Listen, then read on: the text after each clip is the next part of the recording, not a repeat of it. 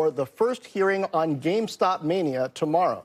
The focus is going to be short selling, online trading platforms, gamification, and the impact on retail investors. In the hot seat, Robinhood CEO Vlad Tenev, Citadel CEO Ken Griffin, Melvin Capital CEO Gabe Plotkin, Reddit CEO Steve Huffman, and Roaring Kitty, the trader Keith Gill. Joining me now are two members of the committee who will be questioning the CEOs and others, Representative Brad Sherman, a Democrat from California, and Representative French Hill, a Republican from Arkansas. Gentlemen, thank you for being with me. And Congressman Hill, to start, what is the big outstanding question here? Because when we first heard the calls for this testimony, there were questions about what exactly Robinhood was doing and why. We've gotten, it seems, a few of those answers. What are still the big outstanding questions for you? Well, thanks for having me today. It's good to see my friend Brad Sherman. I think when we look at Robinhood, we appreciate the democratization of stock trading so that it's lower cost. More people are eligible to participate in investing. That's a good thing. But we want to understand why they had a capitalization problem.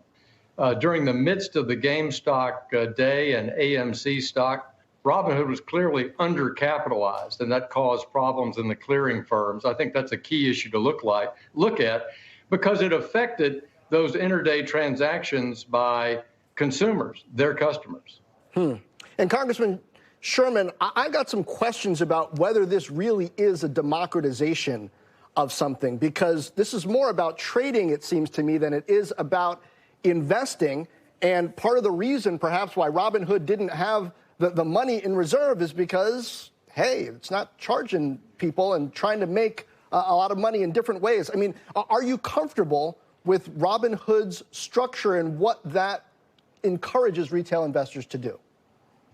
Well, I'm not a fan of day trading. It's bad for your ratings, but I believe investing should be boring, and I epitomize that.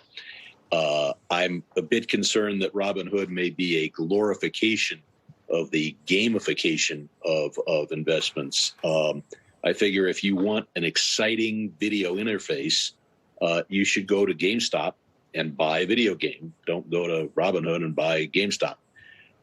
But I do think that it was, picking up on what French had to say about capital, we have a somewhat antiquated system where if the customer of Robinhood wants to buy stock, Robinhood's capital is posted for a period of 2 days.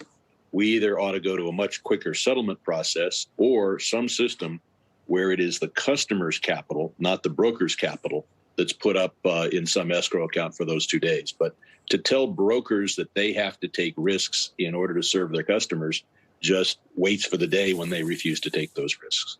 And Congressman Hill, I wonder your take on the structural implications here. I mean, whether it's democratization or not, I guess that is open to argument. But we have a system now where retail investors are being encouraged to do riskier and riskier sorts of trading after the market has been on this spectacular run.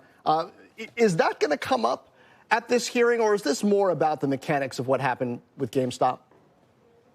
I think it will come up in discussion, and it's an important issue. Investing is a long-term issue, completely connected with your personal views and your personal time horizon. And some of the points that Brad made about the gamification of investing are potentially harmful. They're certainly subject to caveat emptor on the part of the investor that they understand what they're doing. Investing is serious business. But I would look at the qualifications that Robinhood uses in their algorithms.